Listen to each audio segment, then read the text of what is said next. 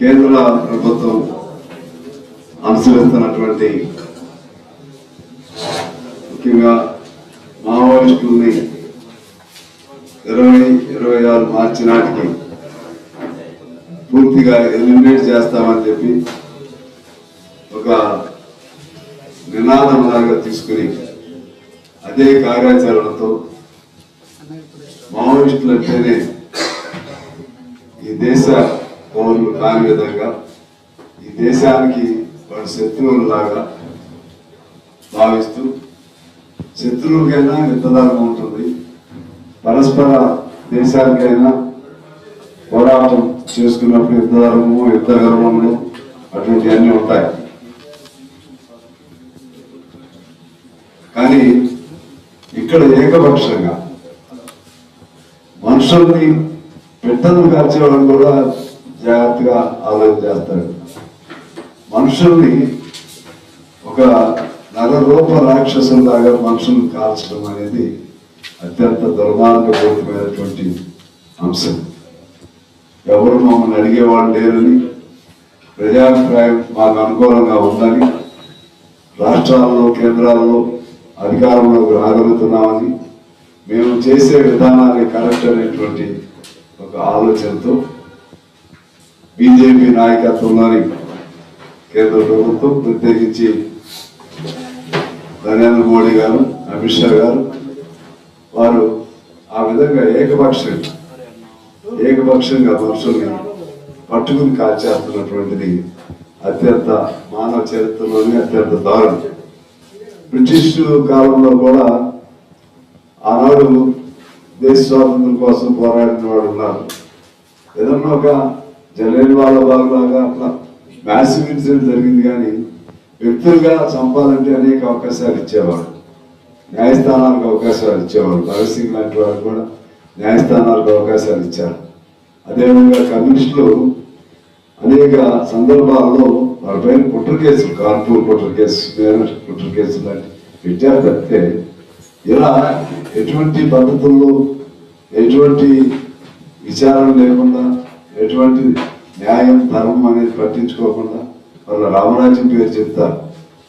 ఆ విధంగా రాక్షస రాజ్యంలాగా మానవ హననం చేయటం అనేది ఏ చట్టంలో ఉందో, వాళ్ళు నమ్మినటువంటి ఏ శాస్త్రంలో ఉందో, ఏ ధర్మశాస్త్రంలో ఉందో ఇవాళ తెలియదు.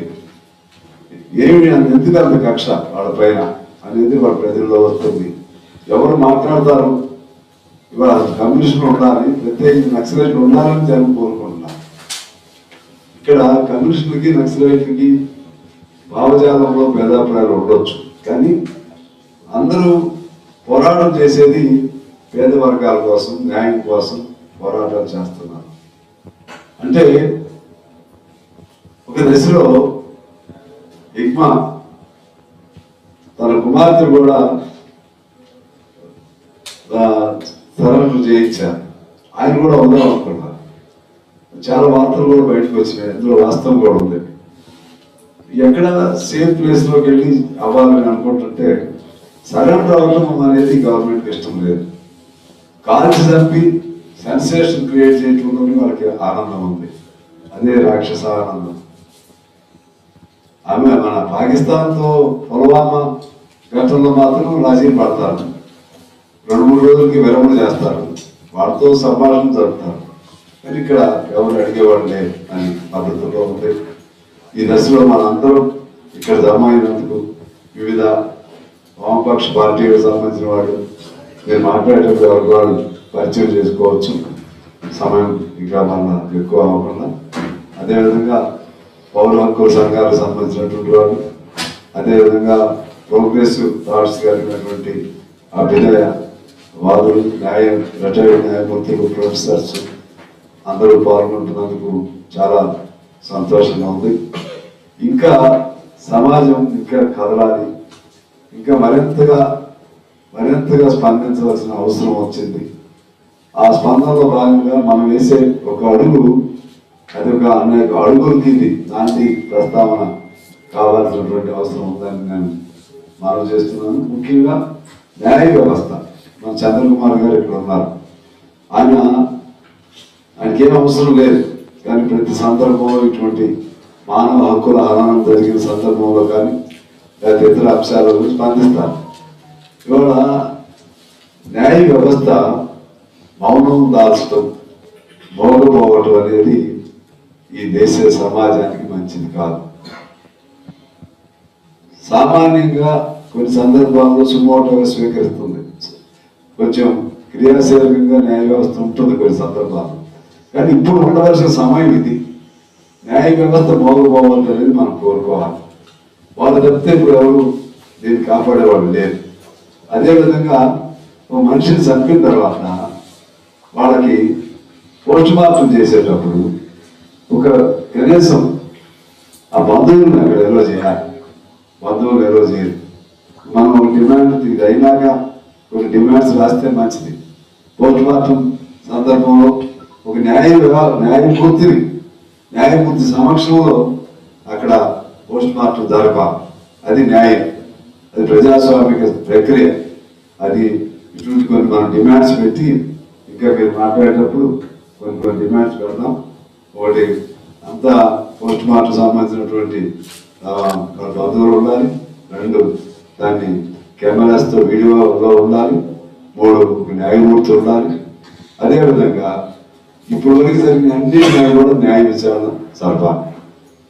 దానిపైన శ్వేతపత్రం విడుదల చేయాలి. ఆ విధంగా కొన్ని అంశాలతో మనం బయటకు వెళ్ళాలి.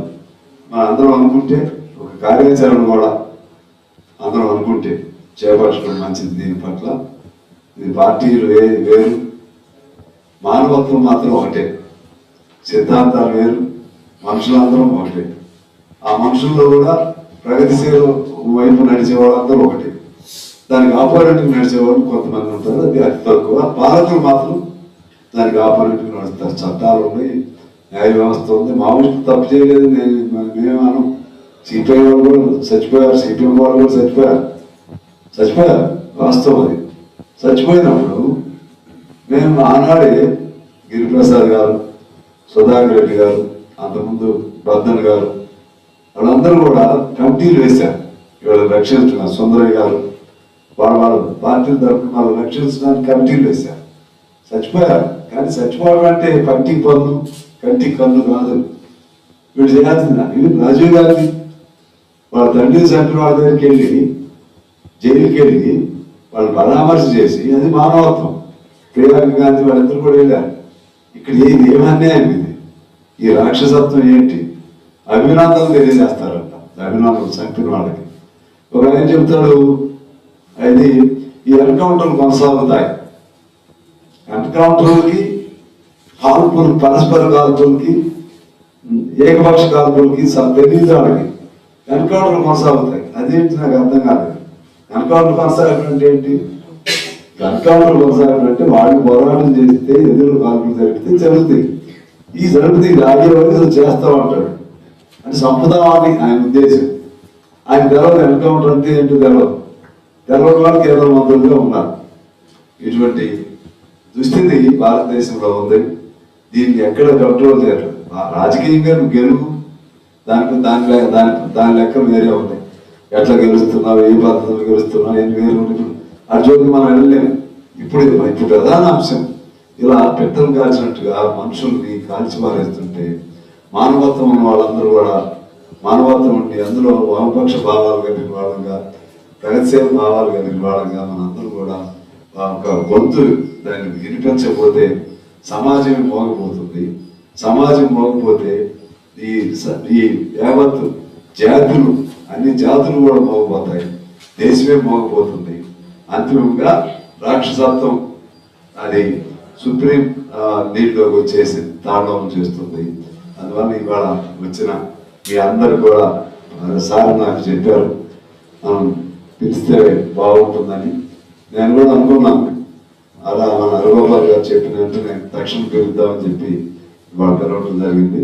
మీరు వచ్చే వాళ్ళందరికీ నేను స్వాగతం పలుకుతూ, నేను ప్రతి మాట్లాడేది కూడా ఉండదు. ఎప్పుడన్నా మధ్యలో ఉండేదంతా అన్ని మీరు మాట్లాడటమే.